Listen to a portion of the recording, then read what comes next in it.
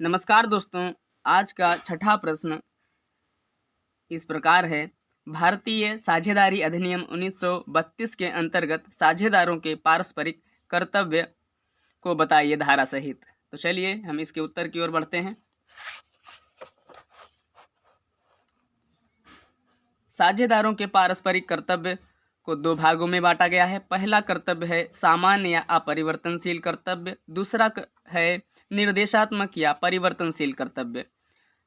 तो पहले पर बात करते हैं। सामान्य या अपरिवर्तनशील कर्तव्य ऐसे कर्तव्य या दायित्व होते हैं जिन्हें पारस्परिक करार द्वारा यानी आपसी एग्रीमेंट के द्वारा बदला नहीं जा सकता, धारा 9 और 10 के अनुसार।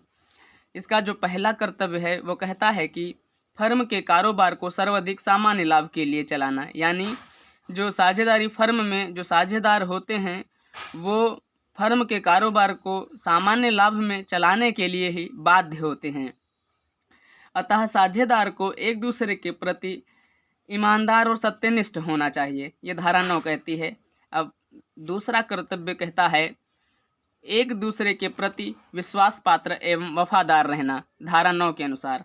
यानी प्रत्येक साझेदार का कर्तव्य है कि वह अन्य साझेदारों के प्रति सत्यता के साथ रहे, झूठ ना बोले, पूर्ण सद्भावना के साथ रहे, यानी पूरे लगन के साथ अपने फर्म के प्रति जो उचित हो वही करे और लोगों के से कभी झूठ ना बोले। अगर कहीं हानि होती हो तो उससे बचाने का प्रयास करे, धारा 9 कहती है। अब तीसरा कर्तव्य कहता है सही तरीके से खातों को तैयार करना एवं सूचना देना, धारा 9। यानी प्रत्येक साझेदार एक दूसरे का एजेंट होता है, अतः उन सब का कर्तव्य है कि यदि व्यापार के संबंध में कोई सूचना प्राप्त करता है तो वह सूचना जो है दूसरे साझेदारों के जो सामने है उसको प्रकट करे। अगर कोई ऐसी बात है उसे छिपानी नहीं चाहिए, वो सबको बतानी चाहिए। फिर चौथा कर्तव्य कहता है कपट द्वारा फर्म को होने वाली हानि के लिए क्षतिपूर्ति करना, धारा 10 के अनुसार।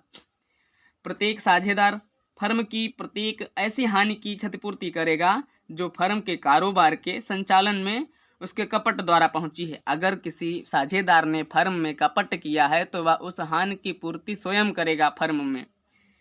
इसका तात्पर्य यह है कि प्रत्येक साझेदार को फर्म के ग्राहकों के साथ ईमानदारी के साथ और सत्यनिष्ठता के साथ रहना चाहिए उसको। इसका यदि कोई अगर कोई साझेदार फर्म के किसी ग्राहक को धोखा देगा या धोखा करता है जिसके लिए फर्म को दोषी ठहराया जाता है तो फर्म को जो ऐसी हानि होती है वह केवल साझेदार ही करेगा। ऐसी हानि वही साझेदार करेगा जो धोखा करता है। ठीक है, अब बढ़ते हैं दूसरे कर्तव्यों की ओर। निर्देशात्मक या परिवर्तनशील कर्तव्य। तो ये कर्तव्य इस प्रकार हैं कि ऐसे कर्तव्य या दायित्व जिन्हें पारस्परिक करार द्वारा परिवर्तित किया जा सकता है, यानी आपसी एग्रीमेंट के द्वारा इन्हें बदला जा सकता है, धारा 12B, 13B, 13F, 14, 15, धारा 16A, धारा 16B के अनुसार। तो इसका पहला जो परिवर्तनशील कर्तव्य है फर्म के लिए पारिश्रम पूर्वक कार्य करना, धारा 12B के अनुसार, मतलब फर्म में मन लगाकर कार्य करना। दूसरा है हानि एवं लाभ का बंटवारा सामान्य रूप से करना, धारा 13B के अनुसार। यानी जब फर्म का निर्माण हुआ हो, जिस हिसाब से उसमें आपसी समझौता या अनुबंध हुआ हो, एग्रीमेंट हुआ हो, उस हिसाब से हानि और लाभ का बंटवारा करना। फिर तीसरा है जानबूझकर की गई लापरवाही के कारण हुई हानि की क्षतिपूर्ति करना, धारा 13F। धारा 13F कहती है अगर किसी ने जानबूझकर लापरवाही की है और उससे फर्म को हानि पहुंची है तो उसकी क्षतिपूर्ति करना। फिर चौथा कहता है कि फर्म की संपत्ति का उपयोग फर्म के कारोबार के लिए करना, धारा 14 और 15। फर्म की संपत्ति का प्रयोग किसी अपने निजी कार्य के लिए नहीं करना बल्कि उसी में उसका यूज करना जिससे फर्म का विकास हो सके और वह बड़ी हो सके। फिर पांचवा इसका कर्तव्य कहता है कि फर्म के कारोबार या लेन देन से कभी निजी लाभ न कमाना, धारा 16A के अनुसार।